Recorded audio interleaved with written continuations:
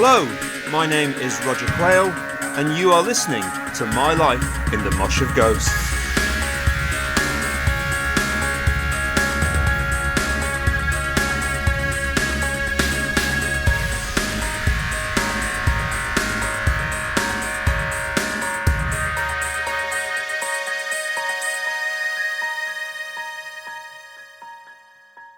Hello there, and welcome back to My Life in the Mosh of Ghosts with me, your host, Roger Quayle, and thank you for joining me. We're up to gig 59, and it's a big one. David Bowie live in Edinburgh in 1983. This would be Bowie at his commercial peak off the back of the hugely popular Let's Dance album. These massive concerts in the UK are widely documented, and, if you are so inclined, there is a good amount of footage online from the same Serious Moonlight tour from all over the world. So, with this in mind, I've decided to mix up the events from that day at the end of June 1983 with some of my own more personal memories of growing up as a David Bowie fan, a Sheffield teenager in the 1970s. It's a bit of an experiment, so bear with me, and I do hope it resonates with you in some way. Right then, it's gig 59, David Bowie, with support from Icehouse and the Thompson Twins at Murrayfield Stadium in Edinburgh on June 28th, 1983. Here we go. You wait 22 years to go to Scotland, and suddenly you're up there twice in a matter of weeks. Following my Glaswegian adventure with The Box last month, with its spontaneous dip into the heavy metal subculture of Iron Maiden, I'm on a coach heading for Edinburgh to see David Bowie. With me is girlfriend, now fiancée, Ava, and a busload of South Yorkshire-based Bowie fans. There was a bit of a mad scramble for tickets for the Serious Moonlight tour, named after a line in Bowie's new single, Let's Dance, as soon as it was announced on the Tube TV show in March. Tickets for the indoor shows in Birmingham and London sold out in a heartbeat, so, due to overwhelming public demand, promoter Harvey Goldsmith announced 4 huge outdoor shows for the end of June. 3 at the Milton Keynes Bowl and 1 in Edinburgh. The Milton Keynes Bowl sounded like something Armitage Shanks would install in your bathroom, so we opted for a trip to Scotland. It's a travel and ticket bundle, £25 each. The gig is on a Tuesday, so this means a couple of days off work. 1 to get up there, over 6 hours each way on the bus, and Wednesday off to recover.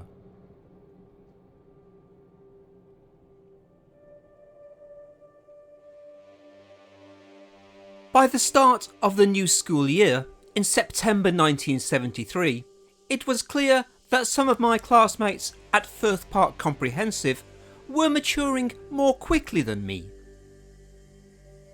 I was just about to become a teenager, while many of my almost exclusively male friends had passed that milestone earlier in the year. You could spot the ones for whom puberty was a mere inconvenience on their personal fast track to young manhood. Lads like Alan Blythe, Mick Lowe and Nicky P, who wore either Doc Martens boots or tasselled loafers, Ben Sherman shirts, fat sausage roll school tie and a Crombie coat, fake handkerchief in the breast pocket, the latter worn naturally over their regulation blazer. One day during break, Alan and his cronies were gathered around a desk in the classroom looking at an album.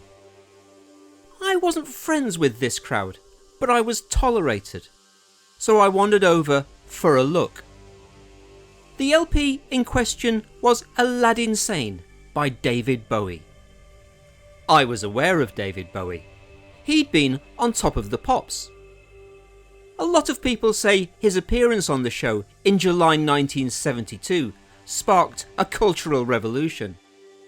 But as an 11-year-old, I would have been more excited by The Sweet, who followed Bowie with their innuendo-soaked smash Little Willie, or the primitive Bacofoil beat of Rock and Roll Part 2 by the artist formerly known as Paul Raven.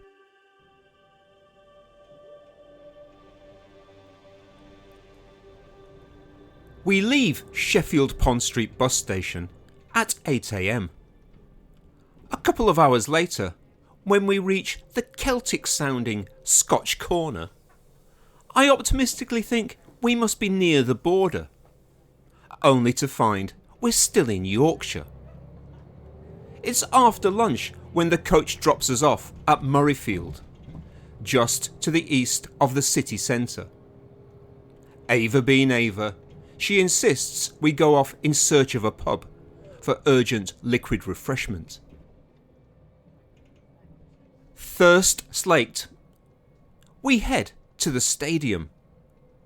I know almost nothing about rugby union, apart from what you'd see served up on grandstand on Saturday afternoons in the 70s.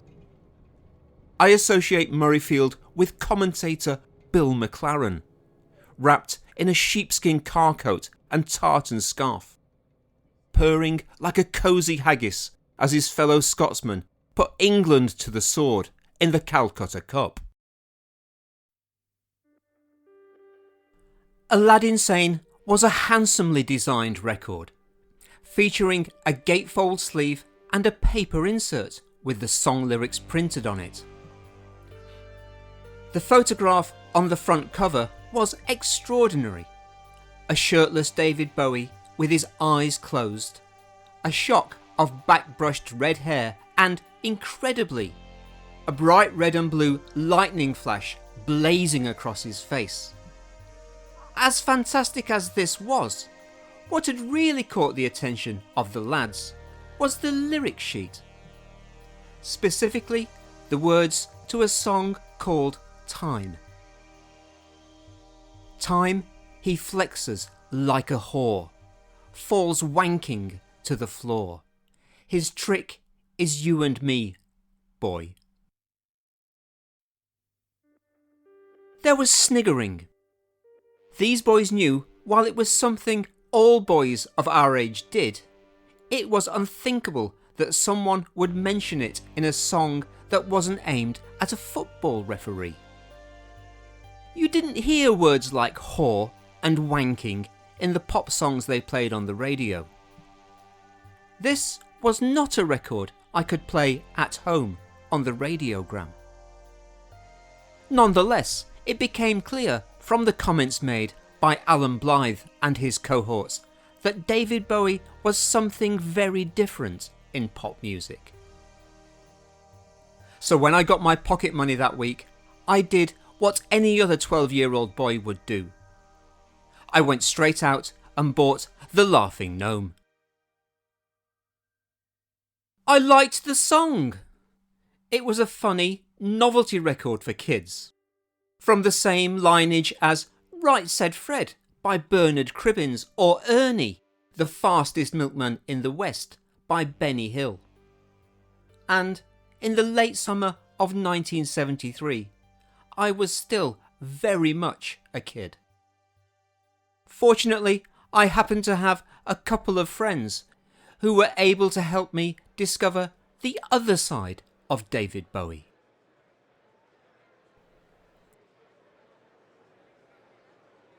We find ourselves in the East Stand, the oldest seated area in a stadium that was opened in 1925. To our right, about 60 yards away, is the stage, an enormous skeletal structure of scaffolding, blue tarpaulin and all-weather grey protective sheeting. Away on our left side is the empty terracing of the South Stand, wide open and windswept, Thankfully, we are seated far enough under the cantilevered stand to be protected from the ever-present drizzle. I learn the Scots have an onomatopoeic word for this weather: dreich. This is the first time that Murrayfield has hosted a music concert, and over 40,000 fans are expected to file through the turnstiles. An extraordinary number of them appear to be already squished up together on the pitch, an appropriately giant scrum pushing against the barriers some distance away, below the lip of the high stage. I'm slightly disappointed to see nothing in the way of peacocks, pierrots or starmen. Perhaps they all got tickets for the London and Birmingham gigs. This is a sensible, dressed for the weather crowd. Perhaps this simply reflects his new, broader audience. After all, the Nile Rodgers produced Let's Dance album has been in the top 5 of the charts since it was released in April. Everyone likes Bowie now. Brent Sharp, who was a year younger than me, lived at the top of our road. His mum, Barbara, was young and keen on pop music. She liked Rod Stewart, David Bowie and the Beatles. Whereas my mum's tastes stretched from Jim Reeves to Al Martino. Barbara, always Barbara, never Mrs. Sharp, was cool, and she bought albums. Another boy I used to play with was Stuart, who lived in a semi on Oaksfold Road. Stuart was clever. He always wanted to play in goal, which meant that whenever teams were being picked, he was always one of the first to be selected. A skinny but fearless child, he was pretty useful between the sticks as well. In May 1974, Stuart turned 14, and his mum bought him Diamond Dogs by David Bowie. I owe much of my early musical education to the generous mothers of Shire Green. And to home taping. 50p a week pocket money didn't go far. Music was becoming more important, but there was still other stuff. Airfix kits, Subbuteo teams, Sheffield United, competing for my meagre allowance. Thank goodness then for the founding fathers of ferric oxide at Agfa, BASF and Memorex, manufacturers of the cheap, portable and reusable cassette tape. I'd hand over a blank tape at school and get it back a couple of days later with The Rise and Fall of Ziggy Stardust and the Spiders from Mars, or Diamond Dogs on one side and Band on the Run or Every Picture Tells a Story copied on the other. And this is how I really entered the world of David Bowie.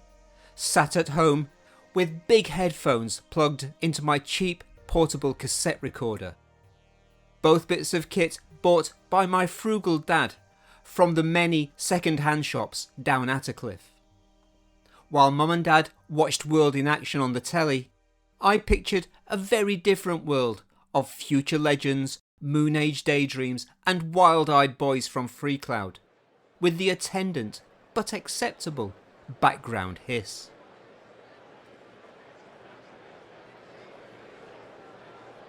I've been to the Bramall Lane and Hillsborough football grounds in Sheffield, and Murrayfield is basically a bigger version of these.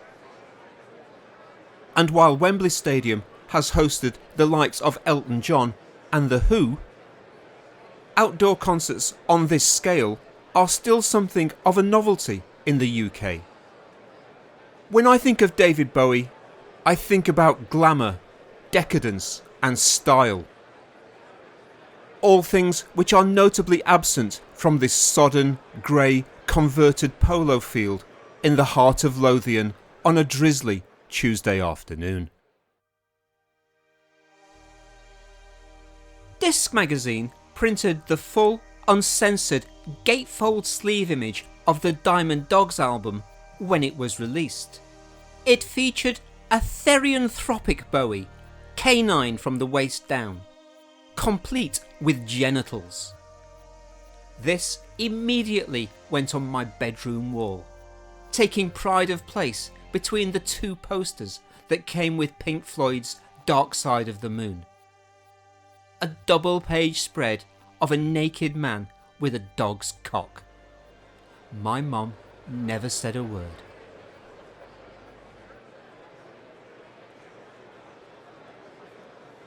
Just when you think things can't get any worse, on come Icehouse. I've encountered these stylised synth-pop Aussies before, when they supported Simple Minds in Liverpool a couple of years ago.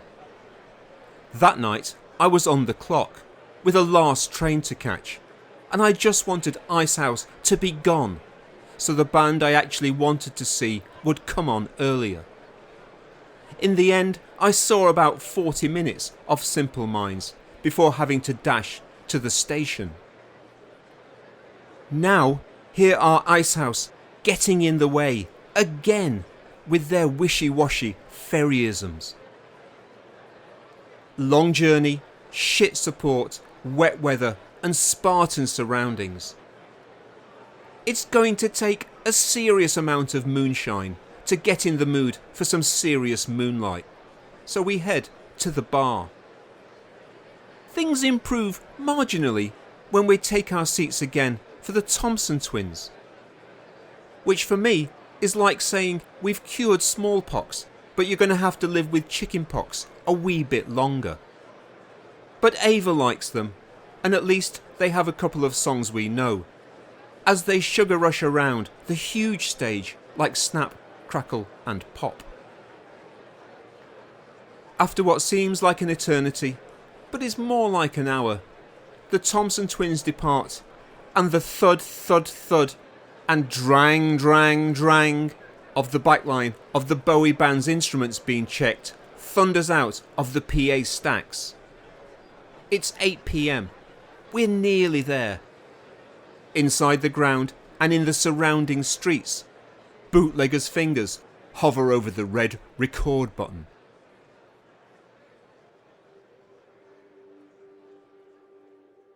While Starman on Top of the Pops back in 72 might have been an awakening for some, us slightly younger Bowie fans got our own defining TV moment at the beginning of 1975. The Cracked Actor documentary was shown on BBC One late on Sunday night as part of their Omnibus series. A film crew followed Bowie on his most recent US tour, and he came across exactly as I hoped: detached, enigmatic and mysterious. As a young teen from the north side of Sheffield, I could barely spell cocaine psychosis, let alone understand it. I just saw a visiting comet whose nearby orbit just happened to coincide with my emerging interest in music, art and culture.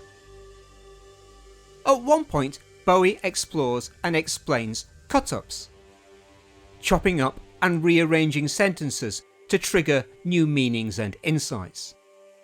This was almost certainly the first time I heard the name William Burroughs. On screen, we saw the key final lyrics from his song Candidate. We'll buy some drugs and watch a band, then jump in the river holding hands. I was 14. The only drugs I knew were the corticosteroid pills I took for my spots. I'd never seen a gig and couldn't swim. Yet somehow David Bowie made the prospect of this dramatic, pretty sordid demise sound like the most romantic, exciting thing that could ever happen. Throw in a bunch of angel-dusted cosmic dancers filmed out of their heads at the gigs, plus a greatest hits soundtrack, and this was riveting unforgettable television. Remember, Pilot were number 1 in the charts with the shrill and chirpy January. A record so guaranteed to set your teeth on edge that it might well have been produced by the British Dental Association.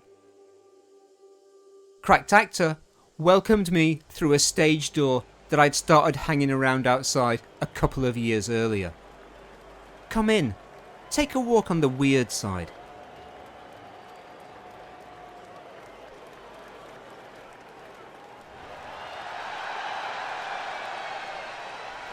Ladies and gentlemen, on stage for the first time in 5 years, David Bowie!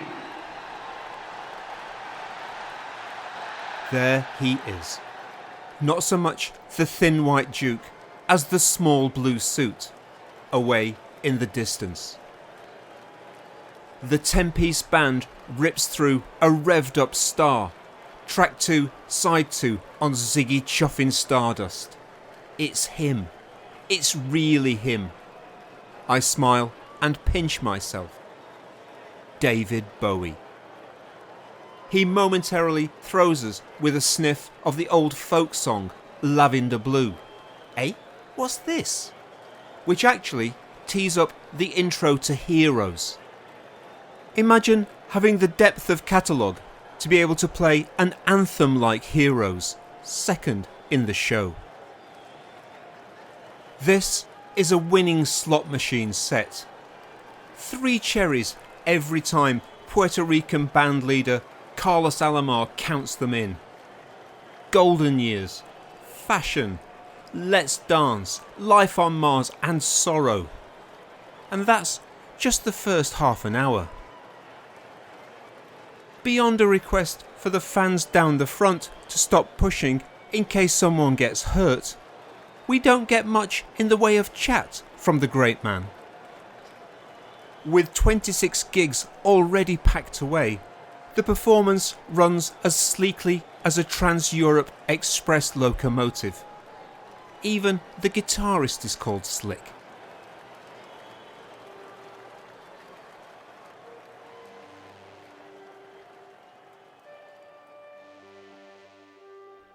Sometimes Bowie would come at you from a different, unexpected angle. Like on a Saturday afternoon in 1976, checking out the Platform Soles and Bugsy Malone lace-ups in Rabina shoes, when the crisp, funky intro to Stay from Station to Station, somewhere between Santana and the theme from Shaft, blasted out of the shop's powerful stereo system and knocked you sideways. Or the following year, at a 17th birthday party, when the DJ jumped from December 1963, Oh What a Night by Frankie Valli and the Four Seasons, into the just released Sound and Vision, as if an unnamed visitor from the future had just handed him the platter with the simple, urgent instruction, play this now. Who else would release a 3-minute pop song where the lead vocal didn't come in until the track was half finished, and have the confidence that it would still be a top 3 smash?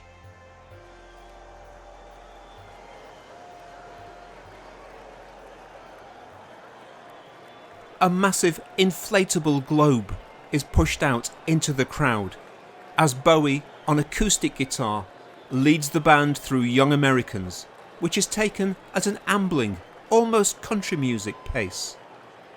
A mammoth game of beach volleyball breaks out on the pitch until someone bursts the bubble. Ever the entertainer, Bowie duly produces a second Big Blue World and offers to send the expired Earth to Ronald Reagan. When he introduces the band, I'm thrilled to find that I've been listening to the matchless Tony Thompson, drummer on all the Chic and Sister Sledge records I love. Fame ends the main set. In 1978, I joined the school pop group. Initially, our repertoire was still in thrall to the golden age of rock and roll. Chuck Berry, Buddy Holly, and early Beatles. Over the following months, however, there was a gentle modernisation of our song pool. Ships in the Night by Bebop Deluxe, She's So Modern by the Boomtown Rats, and 4 Bowie songs. If there were Nuremberg war trials for bad cover versions, our torturing of golden years would have seen us found guilty of crimes against music and dispatched to the gallows before you could say wop wop wop. As a singer, I was rightly stuck at the back doing backing vocals. As a drummer, I could just about keep the beat together for the duration of the song. But somehow, when we were clod-hopping through Jean Genie and Rebel Rebel, or crooning through Sorrow, it didn't matter how inept our attempts might sound compared to Bowie's originals. What counted for me was playing his songs, as that somehow brought me closer to the man himself.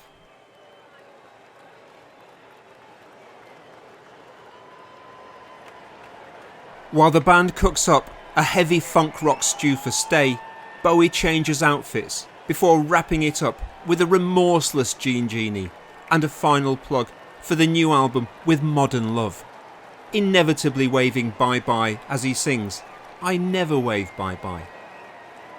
And with that, he's gone. The small blue suit disappears, and his 2-hour grip on this subprime slice of Edinburgh real estate starts to relax. It's just before 10 o'clock, but the summer days are long up here on the east coast of Scotland, even the grey, wet ones, so it's still barely dusk. We make our way out of the ground in search of our coach, one of many lined up like a vast collection of oversized duty-free cigarette cartons. We're a bit drunk, and it would be a shame to end up in Carlisle or Aberdeen should we stumble onto the wrong bus in our euphoric state. I'd like to say the whole of the Charabang sang Bowie songs all the way back to Sheffield, but the rolling wheels put all the Ziggy Babes and Aladdin Sanes fast asleep before we hit Berwick-on-Tweed.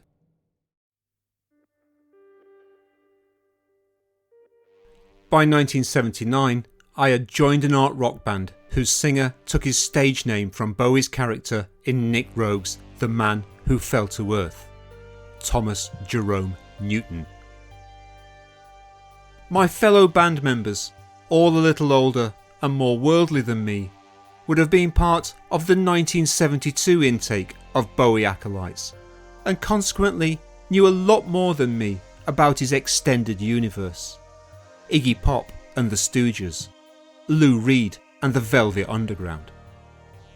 Nonetheless, I felt as if a 6-year passage, perhaps more of a fantastic voyage, had taken me from laughing with the little gnome to swinging with the big boys. I'd go on to see David Bowie live 4 more times. Hopefully, I'll be able to recount those tales to you in the future.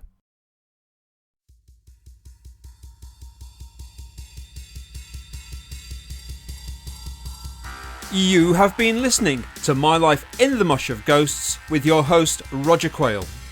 Huge thanks to Simon Elliott Kemp for the intro and outro music and for the special Bowie-inspired audio bed. Thanks also to Brent and Wilma for the school days memory jogs, and not forgetting my editor Nigel Floyd. Cheers, Nige. Thank you, listeners, and please do join me again for another episode from My Life in the Mosh of Ghosts. Until then, this is Roger Quayle saying bye-bye.